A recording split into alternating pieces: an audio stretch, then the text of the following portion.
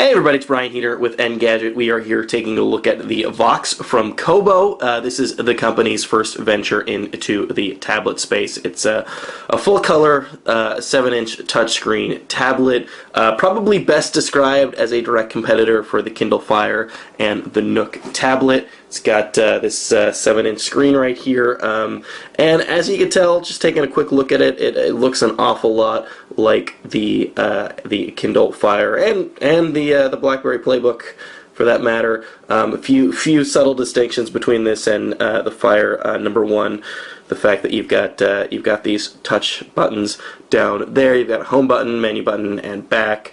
You've got a power on the top.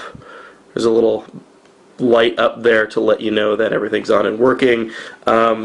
You've got a speaker right there on the side, which is sort of an interesting placement. It ends up being pretty nice, however, though. This means that you're not going to obscure it, whether you're holding it in landscape or portrait mode. Like the Nook tablet and the Kindle Fire, however, it's kind of a crummy speaker, so you're going to want to spend most of your time when you're listening to media using the headphone jack on the bottom right there. It's also a micro USB slot there as well, and micro SD slot on the side right there. So it does have expandable memory on it, which is one of the bonuses with this versus the Kindle Fire, although you will find expandable memory, albeit limited expandable memory, on the Nook tablet as well. Also has physical volume buttons. Again, nice plus over the Kindle Fire. It means you don't have to go into the menu of the settings to adjust that.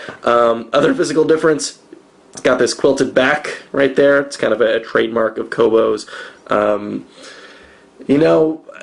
It's certainly different. It's kind of your call whether you think it actually looks good on the device, but it does help a little bit with the grippage on this thing, so maybe a little bit less likely to slip through your hands when you're using it. So, taking a quick look at the UI, you can see looks an awful lot like standard Android we're dealing with here. Again, unlike the Kindle Fire, they didn't really take Kobo didn't really take great pains to mask the operating system that's on this guy. And we'll launch the apps right here. A pretty standard app layout. One of the interesting things, though, is that it doesn't have direct access to the Android market. So you've got to use this this little get jar. It's actually launches. It's going to launch the store in the browser, which not great. And the selection, there are a decent amount of apps here, but a lot of the ones you're probably looking for you won't find on this device. Netflix is a good example of that. Pandora as well. You've got Angry Birds there. However, you can sideload. We had a pretty good experience sideloading on this. So again, the point in favor of this versus the Kindle Fire. Rooting it, however, was a little bit tricky. We were able to do it. It took a little bit of doing. However, so a couple of other distinctions. You've got this Facebook layout here. So this is supposed to be a very social device. You've got all of your news feeds up there and quick links to Facebook. That'll launch Facebook in the browser. Speaking of browsers, we should mention this real quick, which is the fact that this is going to launch actually the mobile version of most sites. So, this kind of has a very Android smartphone mentality on this thing. There you go. There's a mobile version of our very site right there. A couple of other things, as I said, the reading experience is very central to this device. Probably best to think of it as an ebook reader, a color screen ebook reader with some added features, sort of the way that Barnes & Noble pushed the Nook color when that first came out, before it got super tablety on us. So we're launching one of these free books here. You can get through the Kobo store. Does take a little bit of time to load. I should mention that this has 512 megs of RAM on it.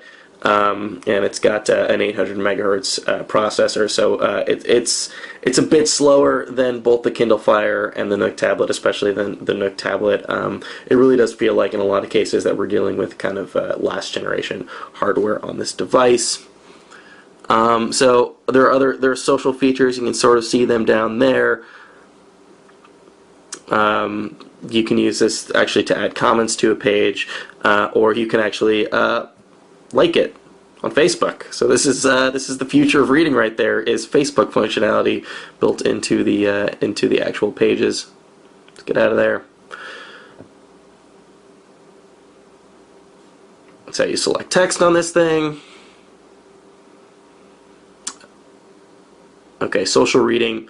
So let's actually get out of here, and let's take a quick look at the reading life functionality on this thing. This is supposed to be one of Kobo's big selling points on this device, is this reading life right here. So this will tell you how much you've read, you know, how many days, how many hours, how many minutes, how many books you've read, how many pages you've turned, things like that. So here's the reading life app right here.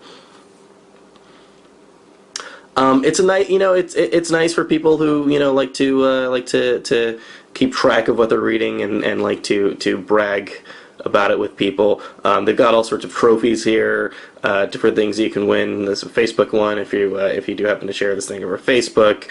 Various other awards like that, statistics.